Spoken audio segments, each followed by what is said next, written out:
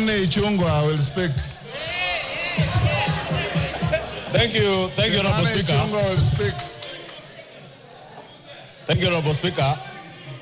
Honorable Speaker, let me first welcome members back to the House after the long recess and join you in thanking members even for showing up during the special sitting last month. Honorable Speaker, I also take cognizance of the issues before you and before the House. Let me start on a light note, Honorable Speaker, by saying to my brother, Honorable Junet, he said that this seat seems to be warm. And this seat is a seat like any other in this House. I know in a presidential system, Honorable Speaker, any member can sit anywhere. And if the Honorable Junet feels this seat is warmer than his, we must make sure that we warm Junet's seat wherever he sits so that he feels the warmth of the House. Honorable Speaker, the matter before us is a straightforward matter. And I want to agree with many of the things that have been said, including what the Honorable Karoli Omondi has just said, that the import of this court ruling has nothing to do with past decisions of this House over the last 2 years. Because decisions of the House, whether it is legislation, whether it is approvals that we make, are not made by a party. Neither are they made as business owned by the leader. Order, Bensouda. You can't just dash across the floor like that. Order.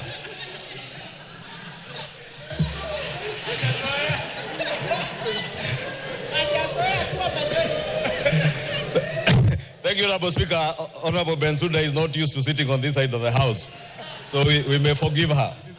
Honorable Speaker, I was saying that decisions of the House are decisions of Parliament.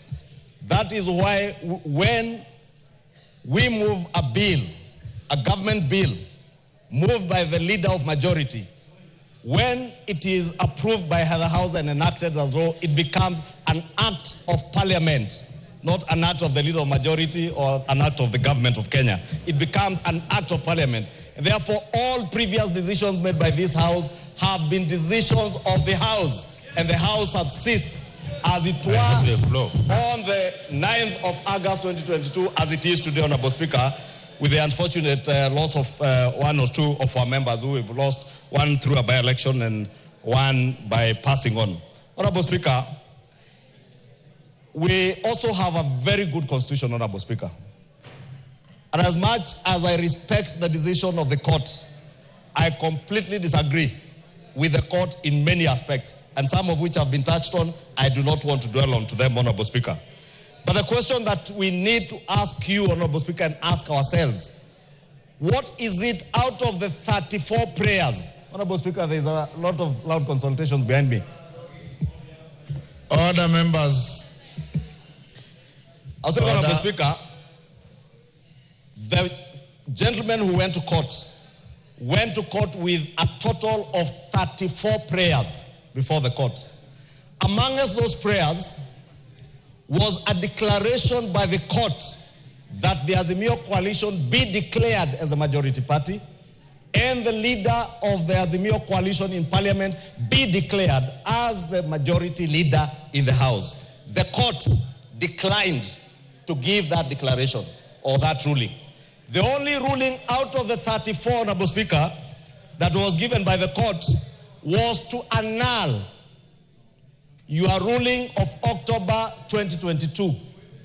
And the import of that annulment, Honorable Speaker, when they said that they found it to be unconstitutional, null and void, the import of that is we go back to the status quo as at 9th of August 2022. It's called status quo ante. Status quo ante, Honorable Speaker. You know, I'm only an accountant, I'm not a lawyer, Honorable Speaker. But at least, I also know, Honorable Speaker, because I studied in commercial law, in my accounting studies, the doctrine of ultra vires, where anything that is ultra vires the Constitution, any statute, give him a minute. Any statute, Honorable Speaker, or any act of Parliament that is inconsistent with the Constitution is null and void to the extent of that inconsistency.